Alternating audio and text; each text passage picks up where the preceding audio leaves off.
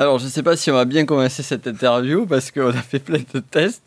Mais par contre, sérieusement, le but de cette interview, c'est de parler de mindset, c'est de parler de mindset. Pourquoi? Parce que chez un entrepreneur, on se dit, finalement, c'est les stratégies, les méthodes, les techniques, la dernière astuce du moment qui fait qu'on va cartonner ou pas. Alors que, par expérience, c'est totalement faux. C'est pour ça que j'ai un interviewé de choix, justement, qui va nous aider. Antoine Redel, bonjour à toi. Salut Nicolas, merci beaucoup pour cette interview, ça me touche beaucoup. Avec grand plaisir. Merci à toi d'avoir accepté d'être venu. Là, on est dans les bureaux, on est bien assis tranquillement sur les fauteuils Chesterfield. Il fait un peu chaud. Au frais. Il fait chaud dehors, mais on est au frais dedans, donc c'est bon. On est au frais. Et justement, on a mis en place un contexte idéal pour cette interview. Et ce contexte idéal, ça fera le pont parfait justement avec l'entrepreneur, puisque bien souvent, on croit que le contexte idéal, c'est un contexte matériel, physique. Et souvent, en fait, le contexte idéal, c'est plus un contexte mental. J'aimerais donc avoir ton retour, puisque toi, tu es expert dans ce domaine, tu es expert justement sur l'accompagnement des entrepreneurs pour les aider à sauter des paliers. Dire, voilà, c'est quoi le problème majeur, un des problèmes majeurs des entrepreneurs que tu rencontres et que tu accompagnes? En fait, tu l'as très bien souligné tout à l'heure, c'est le fait qu'aujourd'hui, les entrepreneurs, ils veulent aller vite, ils veulent avoir des résultats très rapidement, ce qui d'un côté peut se comprendre, parce que c'est un univers assez stressant, ça sort de ce qu'on nous a appris depuis toujours. Et donc, on va se tourner très rapidement vers les techniques, les meilleures techniques de marketing, on va vouloir se surformer, on va vouloir toujours acquérir de plus en plus de connaissances, parce que c'est ce qu'on nous a appris comme ça, à apprendre. Et donc aujourd'hui, un entrepreneur qui se lance avec beaucoup de connaissances, beaucoup de techniques de marketing, etc., mais sans l'état d'esprit qui va derrière, pourra faire tout ce qu'il veut, mais derrière, ça va pas forcément donner de résultats. Pour deux raisons. Soit il n'y a pas la conviction profonde qu'on est capable d'y arriver, donc toutes nos actions sont auto-sabotées par avance, ou alors l'autre élément qui peut rentrer en jeu, c'est vraiment le fait que l'entrepreneur évolue dans une entreprise qui ne fait pas forcément sens, parce qu'il n'a pas appris à se connaître, il n'a pas appris à comprendre ses valeurs, ses talents, ses forces, pour pouvoir s'exprimer pleinement. Et pour moi, c'est super important de d'abord, avant de vouloir entreprendre, faire une connaissance de soi-même, pour ensuite s'en servir et développer son entreprise. Donc toi, tu es convaincu que le fait de vraiment développer son activité, ça passe par la connaissance de soi? Ah oui, totalement. Okay. Parce qu'on va apprendre à vraiment se découvrir, on va se connaître et on va apprendre à mieux communiquer. Parce qu'on a quelque chose de magique, ce sont nos yeux. Nos yeux, ils disent tellement de choses par rapport au verbal et au non-verbal, donc tout ce qui est la gestuelle. Et nos yeux, c'est ce qu'on dit, on appelle ça le miroir de l'âme, si je ne me trompe pas. Et donc, les yeux disent énormément de choses. Donc, si je ne me connais pas, si je ne suis pas convaincu de moi-même, je ne peux pas être convaincu de ce que je vais apporter aux autres et les gens vont le ressentir. Personnellement, là où mon entreprise a pris de l'essor, c'est quand j'ai compris cette grande conviction que je devais avoir envers moi-même, et aussi la conviction que j'avais envers mes services que j'apportais, les produits, les services que j'apportais à mes clients. Et dès lors, ça s'est vu, et j'ai eu des retours des gens qui m'ont dit: mais qu'est-ce qui t'est arrivé d'un coup? T'as changé de 0 à 90 d'un coup. Donc voilà. Donc ça me fait penser à une phrase qui dit: pour être convaincant, il faut être soi-même convaincu. C'est cette notion-là de base. Ouais, pour moi, c'est vraiment ça. Ouais. Et ça fonctionne sur la vente. Et est-ce que justement, ça a un impact aussi sur les autres aspects de l'entrepreneuriat? Oui, je pense que ça joue, j'en suis même convaincu, ça joue beaucoup sur l'émotionnel. Alors si aujourd'hui j'ai développé cette expertise dans le mindset, c'est parce que j'ai fortement subi le manque de mindset, parce que j'étais dans un milieu salarial qui ne me plaisait pas du tout, dans un cadre qui ne me convenait pas et qui me puisait de l'énergie. Et j'ai dû construire un mindset sur une année. Donc c'est l'année où j'ai signé, j'ai acheté un appartement et je me suis dit: maintenant il va falloir quitter ton travail pour lancer ton entreprise, pour développer au mieux ton entreprise. Et là j'ai eu beaucoup de peurs qui me sont venues, j'ai eu beaucoup de contraintes, j'ai été pas manipulé, mais on m'a mis la pression avec les ressources humaines, les managers, parce qu'ils acceptaient pas mon projet. Et donc j'ai vraiment dû me forger un mindset pour me dire: Antoine, écoute-toi, fais ce qui te fait vibrer, même si les gens ne te suivent pas. Et du coup, il y a un moment où j'étais presque forcé de quitter mon travail parce que je commençais à faire un burn-out. Tu as lu le Miracle Morning? Ouais. Je faisais le Miracle Morning, mais je faisais pas les savers. Je me levais et je bossais à 5h du matin. Donc je faisais ça, j'allais au travail, je rentrais, je bossais, j'ai fait des nuits blanches. Vraiment. Et j'étais totalement désaligné parce que je disais aux gens des choses que je n'appliquais pas du tout de mon côté. Et plus le temps passait, et et moins il y avait du sens en fait de ce que je faisais, parce que j'étais vraiment... Et j'ai eu un grand déclic pendant l'été 2017. J'étais chez mes parents, au bord de la piscine, en train de travailler, un cadre sympathique, et d'un coup j'entends une sirène de pompiers au loin. Je me dis bon, je sais rien quoi. Et une demi-heure après, mes parents reçoivent un coup de fil à la maison. Et là, j'apprends le décès d'un ami d'enfance. On s'appelait les deux frères parce que on était vraiment tout le temps collés ensemble. Accident de voiture. Et là, j'ai vraiment une voix dans ma tête qui m'a dit mais casse-toi. Parce que je me suis dit mais en fait, je peux partir la semaine prochaine. Je peux partir dans 1 an, dans 10 ans, on sait pas. Et j'ai envie d'être quelqu'un. J'ai envie de faire quelque chose. J'ai envie d'avoir de l'impact. Et donc j'avais déjà des vacances de prévues. Bon, j'ai eu la chance, j'ai pu aller à l'enterrement tout juste avant de partir en vacances. J'allais à Rome d'ailleurs, en Italie.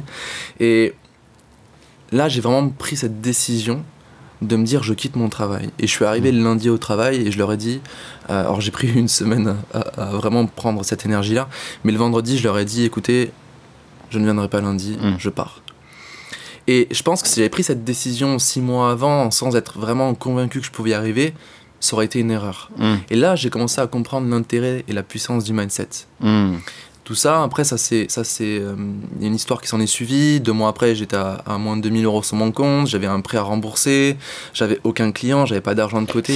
Ça a dû être dur cette période-là, justement. Ouais, ça a dû être extrêmement dur. Parce que finalement, tu fais un choix de cœur, un choix qui fait sens pour toi. Et ce qui se passe après, finalement, ça va presque dans le sens contraire de tes espoirs. Ouais. Comment tu l'as vécu ? C'était très difficile à gérer, mais je me disais toujours si c'était à refaire, je le referais. Parce qu'en fait, un choix de cœur, ça vaut tout l'or du monde. Mais vraiment, là, j'en ai eu la conviction profonde. C'est quoi qui t'a donné cette conviction-là ? C'est quoi qui t'a amené ça ? La foi. La foi. La foi en soi, mais aussi en son projet. Et pour ça, il faut vraiment bosser son projet et bosser sur soi-même. C'est quoi qui t'a donné la foi sur ce projet-là ? Est-ce que tu pourrais le... En fait, ce qui m'a vraiment donné la foi dans ce projet-là, c'est mon parcours. J'ai tellement changé. Je me faisais taper dessus au collège. J'avais très peu d'estime de moi et j'ai très mal vécu cette période-là. Je suis tombé addict aux jeux vidéo. Enfin, j'ai vraiment eu Et quand j'ai découvert que j'avais du potentiel, quand j'ai découvert que je pouvais changer ma vie, que je pouvais contrôler ma vie, enfin pas contrôler, mais que je pouvais agir, être responsable de ma vie, pour moi, c'était une telle révélation que je me suis dit, je ne peux pas garder ça pour moi, c'est impossible. Parce que ça m'a tellement apporté de bonheur, de confiance en moi. Je me suis dit, mais partage ça. Ose t'exprimer alors que t'as jamais osé t'exprimer depuis que t'es gamin. Ose montrer des choses alors que t'as jamais voulu montrer quoi que ce soit. J'ai toujours voulu rester sur moi-même. Et pour moi, cette force-là était beaucoup plus grande que les peurs, etc. Un exercice que je faisais très régulièrement pendant cette année-là qui était très difficile parce que j'ai encore eu les impôts qui m'ont couru derrière. Enfin, j'ai vraiment eu une accumulation de difficultés. J'avais 1000 raisons d'abandonner cette année-là.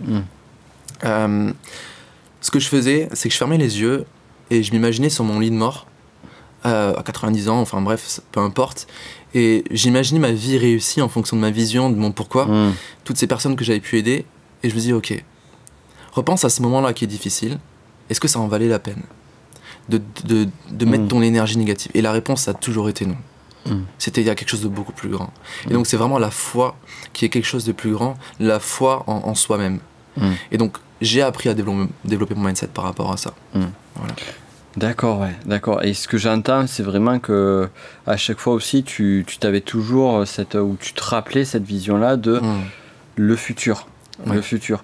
Et ça me fait penser à cette notion justement qu'on voit beaucoup dans l'investissement financier, immobilier ou autre, qui est que finalement on fait des choix à un instant T donné qui n'apportent absolument rien, voire qui peuvent être un peu contraignants. Et un grand classique, au lieu de mettre de l'argent de côté pour une épargne ou pour un investissement, tu le gardes pour toi, tu en profites, tu t'achètes une télé, machin, la dernière console ou peu importe, c'est cool. Et en fait, cet investissement-là, quand on sait que derrière, ça va rapporter, financièrement parlant, on a cette confiance-là qui dit « Ok, je peux mettre cet argent de côté ». Là, maintenant, c'est beaucoup plus fort, toi, ce que tu dis, puisque finalement, c'est tout un projet de vie où tu te disais à un moment donné, bon, mais là, aujourd'hui, je suis en pleine période de sacrifice. Mais, oui, j'ai vendu la voiture, j'ai fait des gros sacrifices, pas de vacances, enfin, c'était vraiment... difficile, surtout qu'il fallait quand même montrer une certaine crédibilité. Donc là, il y avait vraiment un gap important. Et je voulais rebondir sur ce que tu viens de dire. J'aimerais bien rebondir sur ce que tu viens de dire, c'est que Il y a des investissements que j'ai pu faire qui étaient mauvais, parce que ça m'a rien apporté. Et là, il y a quelque chose de subtil, il faut y faire très attention, c'est que même si l'investissement est mauvais, je peux faire en sorte qu'il soit bon. Ça m'est déjà arrivé de mettre 2000 € dans un investissement qui m'a rien apporté, mais je dis, je vais trouver une solution pour le rembourser. Et c'est là, en fait, la force qu'a un humain. C'est vraiment de se sentir responsable de toute chose. Parce que c'est vrai que le plus souvent, le plus simple, c'est toujours de dégager la faute sur la personne qui t'a vendu un mauvais produit, ou alors son investissement immobilier, ou peu. Mais ça, c'est tellement facile, alors qu'en fait, on a cette capacité-là de se dépasser et de se dire, ok, je vais faire en sorte que cet investissement soit rentable et qu'il m'apporte de la valeur. Et là, en fait, avec l'accumulation de tout ça, j'ai vraiment pris en considération que le mindset, c'est vraiment la clé de toute chose. Parce que si j'analyse, en fait, la réussite que j'ai pu avoir par la suite, c'est vraiment le mindset qui m'a sorti des galères, c'est vraiment le mindset qui m'a fait trouver des clients. Et tout ce qui est technique derrière, c'est un plus. C'est important. Ça permet d'aller plus loin, ça permet d'automatiser, de se libérer un peu aussi de pression mentale. Mais c'est un plus. Et une question que j'ai envie de te poser, c'est plus lié justement à une approche qui peut être spirituelle aussi de différentes choses. C'est que des fois, on se dit, quand le sort s'acharne sur nous, quand on a galère sur galère sur galère, c'est peut-être que c'est un signe qu'on ne doit pas aller dans cette voie-là. Tu aurais pu tomber, finalement, ça n'a pas l'avenir, ou du moins le présent, c'est-à-dire l'avenir par rapport à l'époque, le présent d'aujourd'hui, prouve que tu as fait le bon choix, mais tu aurais pu très bien à un instant T te dire, finalement, en fait, y a tellement de choses qui sont négatives qui se passent que j'ai pas fait le bon choix. Est-ce que ça t'est arrivé? Est-ce que tu t'es posé cette question-là? Je me suis posé la question et j'ai eu deux réponses par rapport à ça. La première, c'est Oussama Hamar qui en parle. Ouais. Il dit, quand quelque chose te touche profondément, pose-toi des questions. D'accord, quand tu reçois une critique ou tu t'autocritiques. Et en fait, le fait de toujours prendre un recul sur les réflexions que je peux avoir envers moi-même, je suis beaucoup passé par l'écriture, je prenais mon stylo et j'écrivais mes pensées et j'essayais de trouver des solutions. Et c'était toujours juste. Et la deuxième des choses, c'est vraiment le cœur. En fait, le cœur, il dit tout. Oui, il y a des moments qui sont difficiles, il y a des moments où on se dit, bon, faut peut-être que je fasse autre chose. Mais si on va vraiment fouiller dans nos sensations au niveau du cœur, qu'on ferme les yeux et qu'on se concentre là-dessus, on sait vraiment au fond de soi-même que c'est la bonne chose. J'ai du mal à vraiment expliquer comment je m'en suis sorti, mais c'est vraiment de me dire, qu'est-ce que le cœur, lui, dit. Est-ce que c'est bon? Ouais. Est-ce que c'est dur? Ouais. Et après, autre chose, tu sais, souvent on se dit, les signes de la vie me montrent que c'est pas la bonne chose. Les signes de la vie me montrent que c'est la bonne chose. Et un jour, j'ai vraiment pris conscience de ça. C'est pas la vie qui décide de ma vie, c'est moi qui décide de ma vie. D'accord? Alors du coup, j'ai préféré me concentrer sur les signes qui me montraient que c'était bien. C'est qu'Anthony Robbins qui dit que cette croyance soit vraie ou fausse, si elle me donne envie d'avancer, je la prends. Pour moi, c'est extrêmement important. Si ce signe de la vie me fait avancer, je le prends. Si celui-là me fait croire que c'est pas bon, je le prends pas. Parce que j'ai eu des conférences, je me suis retrouvé avec une personne en face. Ça, c'est pour là, tu te dis, la vie, elle montre que c'est pas ça. Surtout quand ça fait de la deuxième, troisième conférence, ça t'arrive. Tu te dis, mais la vie, elle me montre que je ne dois pas faire ça. Non, je suis au contrôle de ma vie. Et c'est moi qui veux faire en sorte d'avancer. Donc voilà. Et ça me fait sourire ce que tu dis, parce que je l'ai vécu aussi il y a quelques années de ça, la fameuse conférence où tu arrives. Alors moi, c'était la petite anecdote, c'était pour des formations PNL. J'étais parti, j'avais fait l'aller-retour de Toulouse à Bordeaux pour une conférence. J'arrive là-bas. Voilà, tous les frais, le train, l'Airbnb, la nuit, le soir et tout ça. Donc bon, j'avais toujours ce souci de rentabilité. Et donc je vois qu'au bout d'un quart d'heure, il n'y avait personne. La salle avait été louée, tout ça. Bon, tu connais bien tout ça. Au bout de un quart d'heure, je me suis dit, bon, allez, dans 2 minutes, je me barre. Juste à ce moment-là, il y a une personne qui arrive. La personne, je discute avec elle. Et en discutant avec elle, c'était des conférences gratuites pour amener vers des formations payantes. Un peu l'équivalent des webinaires sur le web. Et en fait, je discutais avec elle et... en discutant 30 secondes, je savais que ça ne serait pas une cliente, que ça ne serait jamais une cliente de formation. Et du coup, qu'est-ce qu'on fait? Et donc, vraiment, avec mon souci d'être professionnalisme, je me suis dit, j'assure la conférence. Donc, chose que tu as fait toi aussi sur la conférence à une personne. Et tu vois, aujourd'hui, on en parle. Tu en parles, j'en parle. Et je sais que moi, aujourd'hui, certes, j'ai rien gagné financièrement parlant à ce stade-là, mais en termes de richesse d'apprentissage, c'est juste énorme tout ce que ça m'a appris. Et c'est vraiment, je voulais rebondir par rapport à tout ce que tu dis en amont. C'est très important ce que tu dis. Il faut prendre conscience qu'il y a de la richesse cachée dans toute chose, mais vraiment dans toute chose. Et rien que ça nous donne confiance. Moi, ce qui m'a donné vraiment le plus confiance dans ma vie aujourd'hui, c'est de prendre conscience de ça. C'est que derrière chaque chose que je vis, il y a une richesse. D'accord. Et de prendre conscience que mon cerveau, ma pensée, contrôle mes résultats. Parce qu'en fait, on nous a appris on a conditionné notre cerveau, en PNL, tu connais bien ça, on a conditionné notre cerveau à certains comportements, mais on nous a pas appris qu'on pouvait modifier ce comportement-là, enfin ces pensées-là pour modifier nos comportements. Et quand on prend conscience de ça, on se dit, mais en fait, je peux tout faire dans ma vie. Et donc quand je vis un événement difficile avec une conférence où j'ai que une ou deux personnes, qu'est-ce que j'en fais ? Comment est-ce que je peux en grandir ? Et donc ça, pour moi, c'est important, et il y a de la richesse dans toute chose. Et c'est super dur. Ce que tu dis là, c'est d'une puissance juste phénoménale. Sauf que je sais que pour la plupart des personnes, c'est dur. C'est-à-dire, tu vas le faire une fois, tu vas le faire 2 fois, et très vite, on va revenir sur nos travers. Est-ce que tu n'aurais pas des astuces, des outils que tu pourrais nous donner là rapidement, qui pourraient justement permettre de passer ce cap-là, de dire bon, mais je le fais 1 fois, 2 fois, et puis après, moi je me rappelle quand je donnais des formations PNL, la mise en application 1 heure après, elle était parfaite. 3 jours après, tout le monde avait oublié, quoi. C'est vrai. J'ai plusieurs astuces pour ça, j'en ai déjà évoqué une, le fait vraiment de se projeter sur son lit de mort et de se dire est-ce que ça en valait la peine. D'accord, dans le bon sens et dans le mauvais sens. Ça, c'est extrêmement puissant. Du coup, ça m'est sorti de l'esprit. Alors, je passe aussi par l'écriture. Ah oui, moi je me suis acheté un trampoline. D'accord, ça marche très bien pour faire véhiculer les énergies. J'ai un trampoline, et tous les matins, je vais sur ce trampoline-là et je viens me rappeler mes valeurs, mes forces, ma vision. Je viens me rappeler qui je veux être, donc mon identité. Je viens y mettre mes croyances, et je me dis toujours 2 choses qui sont très importantes. C'est, je vais tout faire, aujourd'hui, je vais tout faire pour que ma journée soit extraordinaire et pour me coucher fier de moi ce soir. Donc je pose l'intention, et tous les matins, je montre à mon cerveau vers quoi je veux aller. Et ça m'est quand même arrivé de vivre des journées très difficiles derrière, mais vu que j'avais imprimé ça dans mon cerveau, il y avait toujours cette petite voix qui me dit « Hey, ta journée est extraordinaire, qu'est-ce que tu peux en retirer ?» Et donc à force de trouver des petites pépites dans sa journée-là, on prend espoir, enfin on prend confiance. Après, ce que j'aime bien faire, c'est me coucher tous les soirs en réfléchissant à mes gratitudes, mais aussi à mes succès de la journée, aussi minimes qu'ils peuvent être. Et ça m'aide beaucoup, et ça m'a aidé dans ces moments difficiles. Après, moi je dis toujours que quand on a bien travaillé sa vision, son pourquoi, vraiment on devient inarrêtable. Et quand on se retrouve face à 2 personnes, on se dit c'est pas grave. Parce que mes ambitions, ma volonté est beaucoup plus grande. Tu sais pourquoi tu le fais. Exactement. Tu sais où tu vas.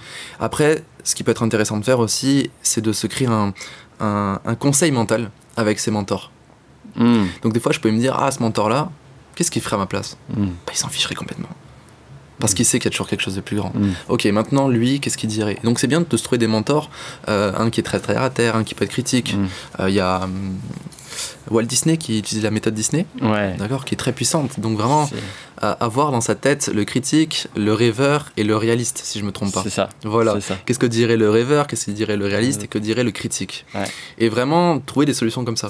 On a un outil super puissant en fait dans notre tête. Et alors je rajouterais un truc aussi clé sur la stratégie Walt Disney que j'adore, c'est aussi de le faire en fait sur des lieux spatiaux différents.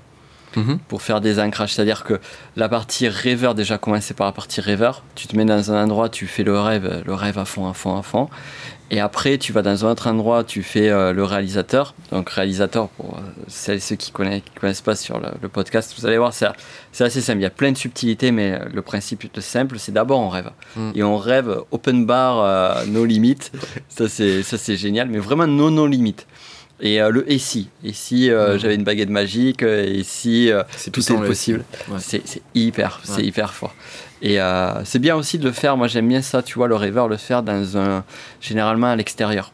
Parce que même visuellement, c'est petits détails, mais même visuellement, on n'a pas de limitation visuelle. Donc du coup, ça ouvre encore plus le cerveau.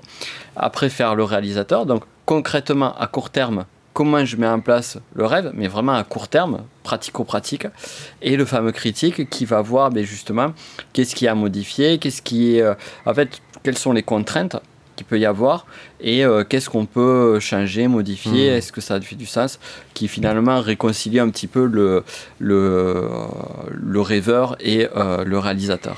Ouais, mais ça c'est puissant ce que tu dis, et je crois même que Walt Disney avec 3 pièces différentes qu'il avait modelées en fait en fonction de la personnalité.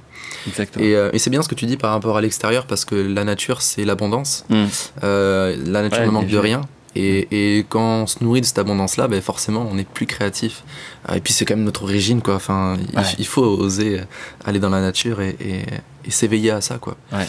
Après, quelque chose qui m'a beaucoup aidé aussi, c'est oser être moi-même. Alors, je sais que c'est facile à dire, mais c'est très difficile.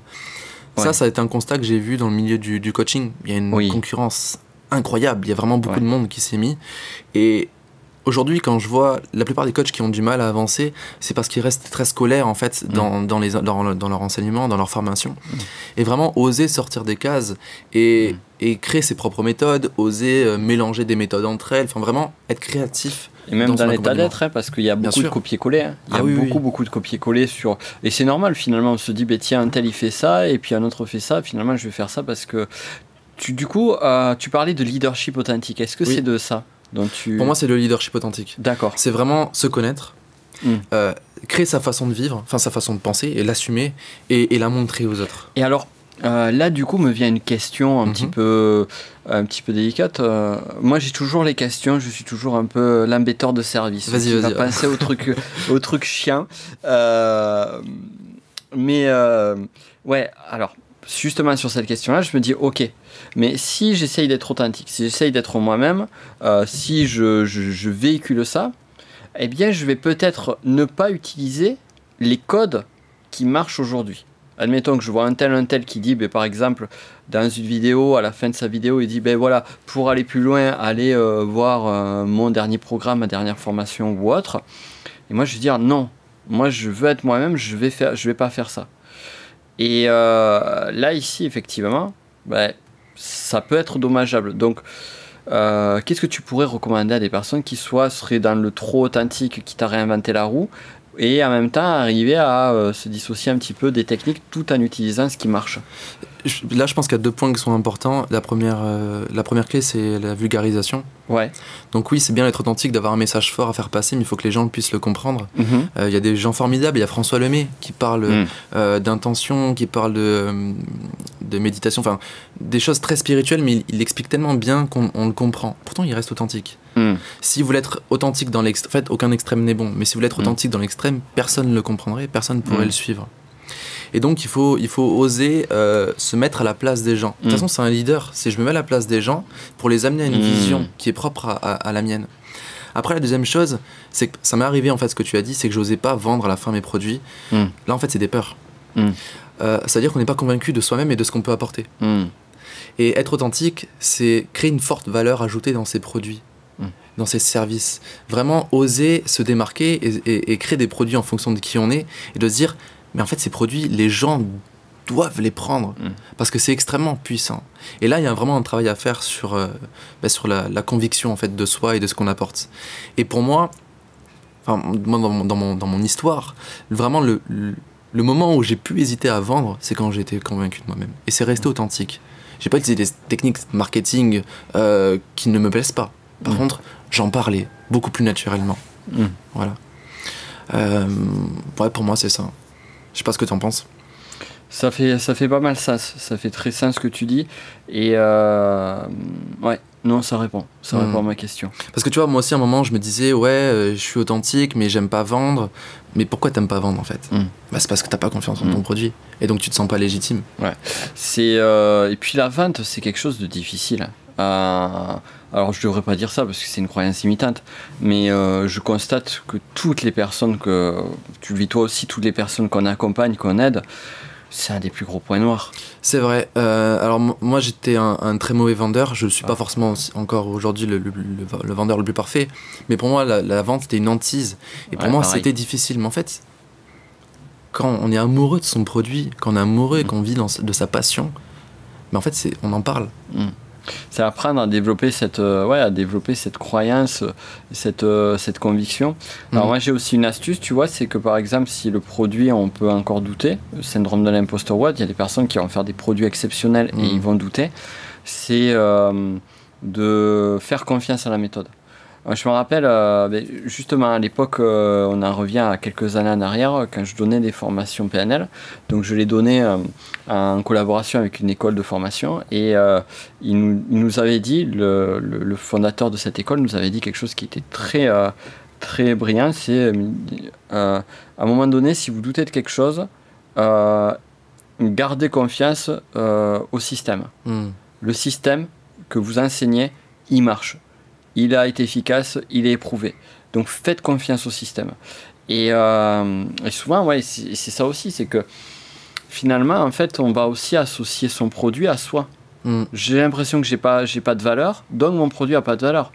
Mais non. Ouais, le produit a de la valeur. Ouais. Et ça, en fait... nous-mêmes aussi, mais bon, ça, oui, même si on le voit pas. Mais en fait, notre valeur, elle passe par notre produit aussi. Ouais. C'est pour ça que je dis aux coachs aussi, n'hésitez pas à créer vos méthodes. Ouais. Parce que vous êtes formé, vous avez une expérience, donc vous savez comment accompagner les gens.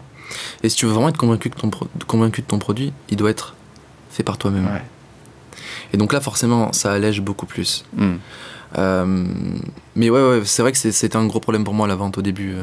Après, ça devient plus naturel. Ouais, complètement. Et tu vois, moi, je suis arrivé à un point, j'en parlais là récemment, en disant à une amie, je lui disais, mais tu sais quoi, en fait, finalement, aujourd'hui, j'adore vendre. J'adore vendre, je prends du plaisir à le faire. Je prends vraiment du plaisir. Mais ça, il y a 4 ans en arrière, je faisais des vidéos de vente, des pages de vente, ça vendait, ça me permet de vendre. C'était pas le souci, mais c'était pas du tout la même chose. Et l'intention, c'était pas du tout la même qu'aujourd'hui. L'intention et les résultats aussi derrière. Comme tu disais, là on en revient à cette conviction que tu disais de... Ouais, il faut vraiment travailler sur les bénéfices qu'on va apporter chez le client. Et aussi, pourquoi pas aussi sur l'expérience unique que va vivre ton client. Parce que si on se concentre sur les bénéfices, d'accord, on sait ce que ça va apporter à la personne. Donc on peut pas ne pas le vendre. On se dit, mais ne pas le vendre, ce serait cruel en fait. Parce que je vais changer sa vie à cette personne-là, d'une manière ou d'une autre. Ça dépend le produit ou le service. Et vraiment, travailler une expérience client unique. T'en parlais bien avec les glaces. Alors, c'est comment ça s'appelle déjà ? Amorino. Vraiment, parce que eux, ils vendent une expérience unique. D'accord ? C'est ce que tu dis très bien dans ton podcast.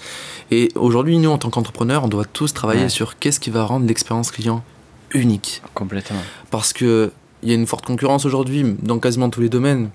Et donc forcément, pourquoi les gens viendraient chez nous ?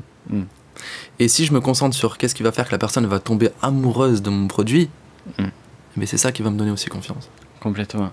En innovant un petit peu, en faisant des choses que... Tu vois, par exemple, alors je vais pas te donner toutes mes expériences uniques parce que c'est une surprise pour mes clients, mais des choses que je cache moins, c'est je vais toujours envoyer une lettre au début, écrite à la main, et je vais envoyer une lettre à la fin. Génial. Tu vois, donc déjà c'est un plus que pas beaucoup de coachs font. Ah ouais, non, il y a encore d'autres trucs que je fais en place. Même dire que personne ne fait. Voilà. Mais c'est vraiment poser une intention et j'ai que des retours positifs sur ça. Les gens sont touchés. Surtout la lettre papier. Aujourd'hui, on marche que sur du mail, des messages, etc. Revenir un peu sur certaines bases qu'on a oubliées pour donner une valeur en plus à ce que tu apportes. Voilà. Ah, c'est intéressant. C'est génial. Et justement, en parlant de tes clients, j'aimerais y revenir sur tes clients. Donc toi, tu m'as dit que tu faisais beaucoup plus d'accompagnement que de formation en ligne. Oui. C'est plus là où tu as ton cœur d'excellence et de kiff aussi, de plaisir. Et quel est, d'après tout ce que tu as vu, quel est pour toi l'un des points les plus noirs en termes de blocage que peuvent avoir tes clients d'un point de vue entrepreneurial ? Pour moi, c'est la confiance en soi. C'est la confiance en soi. Ouais, pour moi, c'est vraiment la confiance en soi. Par contre, tu vois, dans la confiance en soi, il y a une grande illusion. On se dit, il faut que j'ai confiance en moi. Il faut que j'ai confiance en moi. Il faut que j'ai confiance en moi. Mais il y a un processus de création de la confiance en soi. Ça passe d'abord par l'estime de soi. C'est l'estime de soi. Quand je me donne de la valeur, que je m'accepte, là, je peux commencer à travailler. Donc là, si je me permets de te couper, il y a une différence pour toi, et quelle est la différence entre confiance en soi et estime de soi ? L'estime de soi, c'est la valeur que je m'apporte, c'est je m'aime, je suis fier de moi. Alors ça part pas dans le narcissisme, et ça c'est important, j'ai envie de souligner ça, c'est que aujourd'hui on pense que s'aimer c'est narcissique, on pense que s'aimer c'est mal par rapport aux autres. Ça c'est parce qu'on nous a toujours dit sacrifie-toi pour les autres, et alors qu'en fait si moi je prends soin de moi, je peux prendre soin des autres. Si moi je m'aime pas, mais en fait je connais pas l'amour. Tu vois ? Et la relation à soi est très importante. Et dès que j'ai cet amour, cette valeur que je m'apporte, je peux commencer à croire en moi. Et donc là, c'est la confiance en soi. Je me sens capable d'accomplir quelque chose, une action, un projet. Je me sens capable de grandir. c'est vraiment ça en fait, la subtilité entre l'estime de soi et la confiance en soi. Et après vient l'affirmation de soi. C'est maintenant je m'aime, maintenant je sens que je suis capable, maintenant je vais le montrer. Je vais m'affirmer face aux autres, je vais défendre mes convictions, je vais me battre pour réussir. Donc bosser à chaque fois chacune des strates pour Exactement. aller à la strate d'après. Ouais. D'accord. J'ai jamais vu un entrepreneur qui m'a dit je m'aime. Ah ouais. Ouais, c'est rare. Souvent les gens... C'est intéressant. T'arrives à te dire je t'aime devant le miroir? Non.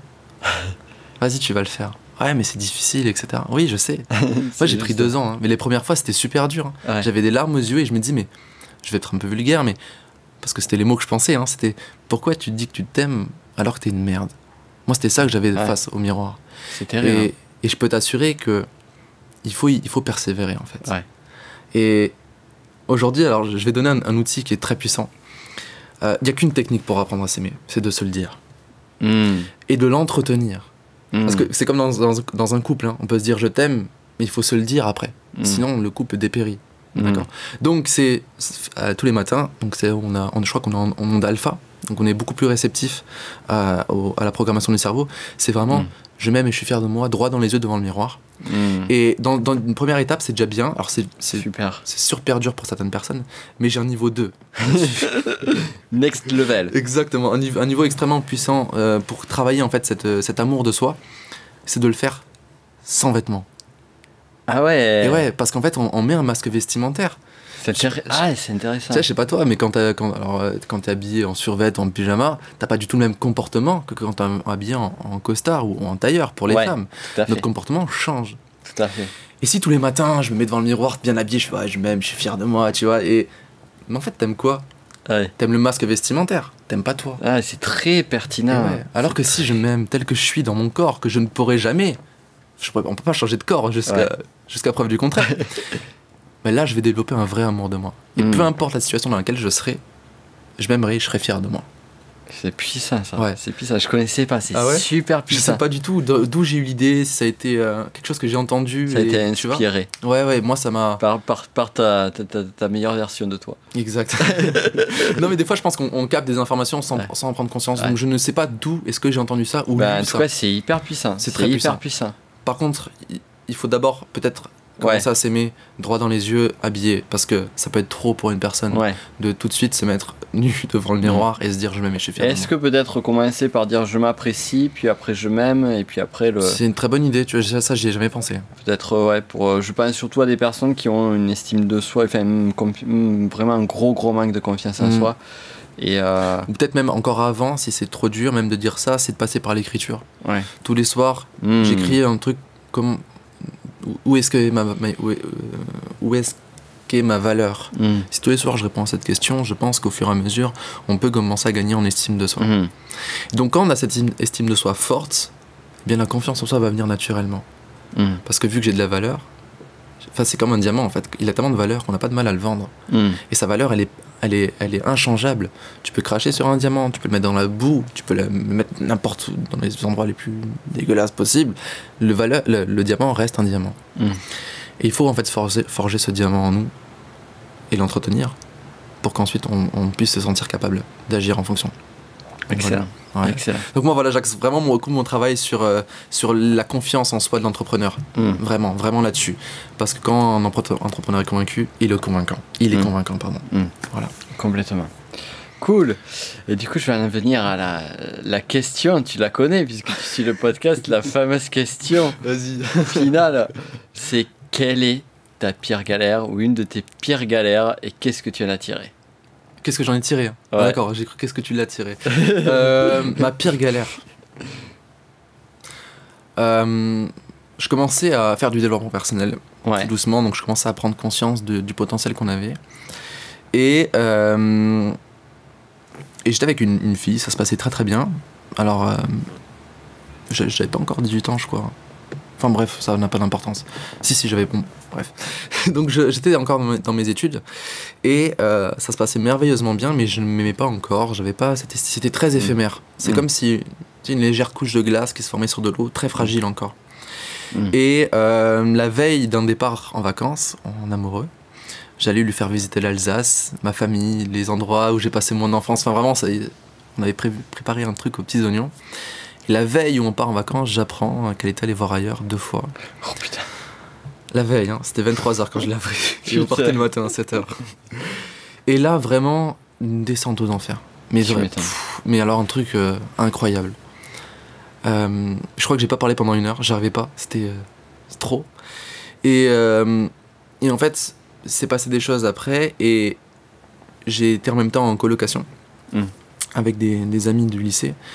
Et là, vraiment, j'ai fait n'importe quoi. J'ai bu à outrance 3-4 fois par semaine, je dormais presque pas, je me suis peut-être mis des fois à fumer, surtout le week-end. Je faisais vraiment quelque chose qui était totalement désaligné de moi.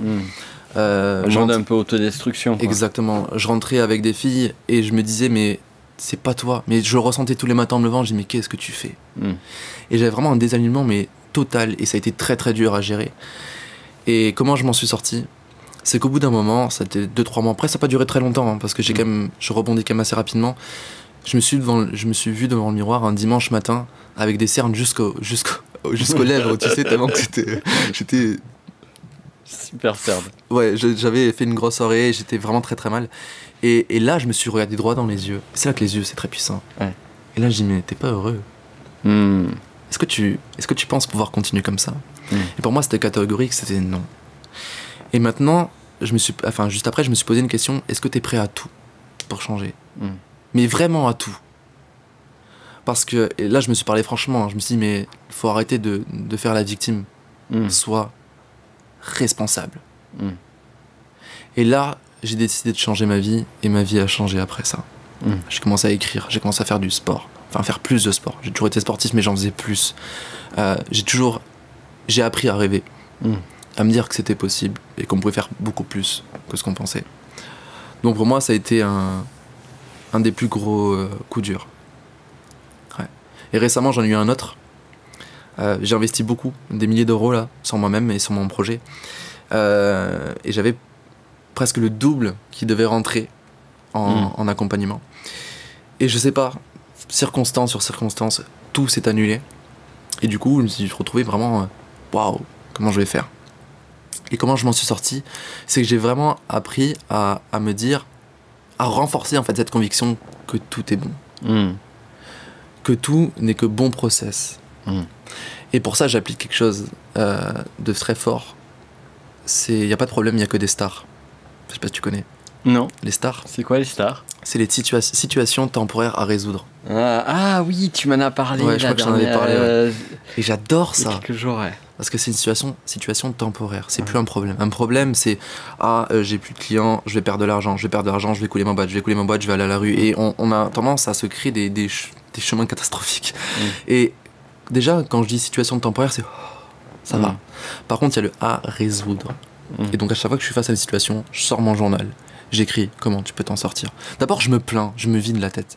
Je fais ma victime, j'en ai marre. Parce que finalement, la plainte, on a tendance à dire voilà, il faut éviter, machin, ou ceci, cela, mais c'est nécessaire de décharger aussi. Ah oui. C'est nécessaire. C'est bien que tu précises. Ouais. Non, il faut oser se décharger, se plaindre, mais voilà, il faut que ce soit temporaire. Pas y rester. Il faut le résoudre. Ouais. D'accord.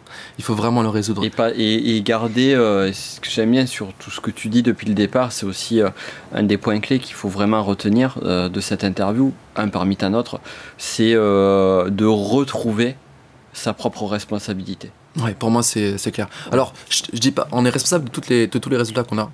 Mais je pars pas dans l'extrême non plus. Je prends un accident de voiture, c'est bon, je vais pas dire que c'est moi qui l'ai attiré. D'accord. Oui, bien sûr. Par contre, je suis responsable des résultats que j'ai sur les actions que je mets en place. Ça, c'est important. Et plus responsable de comment tu vas agir au regard de la situation que tu vis, quoi. Exactement. Il y a un schéma qu'Anthony Robbins utilise qui est très puissant, c'est le PEAR. Je sais pas si tu connais. Ouais. Pensée égale émotion égale action égale résultat. Et c'est vraiment contrôler ses pensées, apprendre à contrôler ses pensées, programmer son cerveau. C'est vraiment la PNL en fait. Pour moi, c'est l'outil le plus puissant. Et j'aimerais juste raconter peut-être une petite anecdote en plus. Ouais, vas-y. Tu sais, en fin 2018, j'ai lancé une tournée de conférences. Oui. Et j'ai réalisé quelque chose de très important en fait pendant cette tournée de conférences. Enfin, avant cette tournée de conférences. Tu sais, on veut toujours être parfait, on veut toujours. En fait, j'ai pensé parce que tu m'as dit, faut pas se décharger. Enfin, on pense qu'il faut pas, mais en fait, si. Et En fait, j'ai lancé la billetterie. Mon événement a commencé 1 mois après le lancement de la billetterie. C'était très court et j'avoue qu'il y avait peu de chances que ça réussisse. Et là, je vois plein de monde qui réserve de partout en France et en Belgique. Et là, je me dis en fait, merde, c'est parti. Et là, j'ai vécu une semaine horrible. Parce que d'un coup, toutes mes peurs, toutes mes croyances que je pensais avoir travaillées sont revenues. Un peu comme, est-ce que t'es sûr, Antoine? Tu vois? Est-ce que t'es sûr que t'es capable? Est-ce que t'es sûr que tu t'aimes? Et il y a vraiment tout qui m'est remonté. Et j'ai vécu une semaine atroce. Et j'ai pris conscience de l'importance des moments difficiles. Parce que j'ai découvert une chose. Tu me diras si tu n'es pas d'accord, hein, mais pour moi, on peut en discuter. J'ai pris conscience cette semaine-là qu'en fait, on n'est pas parfait et on aura toujours des croyances limitantes en nous. On ne pourra jamais les effacer comme par magie. Complètement. On les a en nous et la puissance de l'humain, c'est de rebondir sur chacune de ces croyances-là. Parce que ça va forcément revenir, ça fait partie de notre ADN. Maintenant, c'est quoi? Est-ce que je fais la victime? Est-ce que je prends le chemin de la responsabilité? Et quand on prend le chemin de la responsabilité, il faut en plus ajouter à ça la persévérance. Parce que quand on prend un nouveau chemin, le paysage reste le même pendant un certain temps. Et c'est là en fait le grand danger. C'est vraiment de se dire ok, le paysage ne change pas.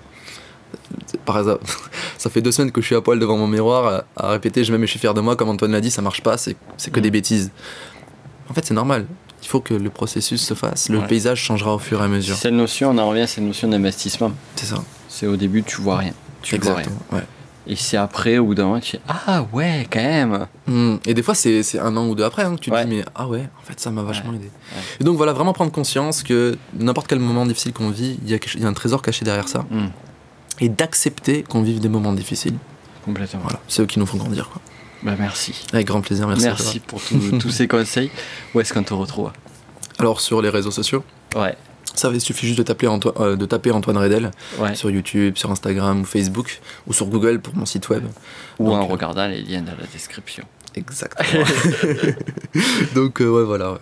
On me retrouve ici, je fais des lives Facebook, je fais des lives Instagram un peu moins, de podcasts, etc. Génial. Voilà. Ton podcast? C'est Mindset Entrepreneur. Mindset Entrepreneur. Ouais, super. C'est vraiment Mindset Entrepreneur pour l'art de se forger un mindset et devenir inarrêtable. Impeccable. Voilà. Génial. Merci à toi. Merci, c'était vraiment un grand plaisir, c'était un bel échange. Moi aussi, j'ai vraiment adoré et il y a de très très belles pépites. Donc, c'est un podcast que je vous invite, vous l'avez déjà écouté, à noter. Non, mais parce que tu vas voir, parce que ça c'est par rapport à la suite. Tout d'abord, à le noter. Bien évidemment, parce que vous savez que ça nous aide. D'ailleurs, si vous pouvez faire une petite note, Antoine aussi sur le podcast, ça peut l'aider. Une note, un commentaire, c'est vraiment juste génial à le partager autour de vous parce que c'est des pépites qui n'aident pas seulement les entrepreneurs, mais qui peuvent aider vraiment tout le monde. Donc, vraiment, aidez-nous à diffuser ce message parce que on est 2 gars missionnés quand même, il faut pas l'oublier. Et au-delà de la partie de la structure business, on a envie vraiment de véhiculer un message qui soit positif et aidant. Donc, faites-le. Et voilà, pour l'écoute, que je disais, vous l'avez écouté, n'hésitez pas à le réécouter si nécessaire. Ça vous aidera. C'est toujours bien d'écouter avec un petit temps de maturation ou avec une autre perspective. C'est toujours agréable de réécouter. Faut pas hésiter à réécouter ou même relire des livres. Complètement. Merci à toi. C'est moi qui te remercie. Merci beaucoup, Nicolas. À bientôt. Et voilà, tu viens d'écouter un des épisodes de mon podcast Le business de la connaissance. Alors, si tu veux aller beaucoup plus loin et suivre l'intégralité des podcasts sur ce sujet-là, je t'invite à regarder en description de cette vidéo. Tu trouveras le lien pour pouvoir t'abonner à mon podcast Le business de la connaissance. Et ainsi, on pourra aller beaucoup plus loin ensemble. D'ici là, je te souhaite une excellente journée.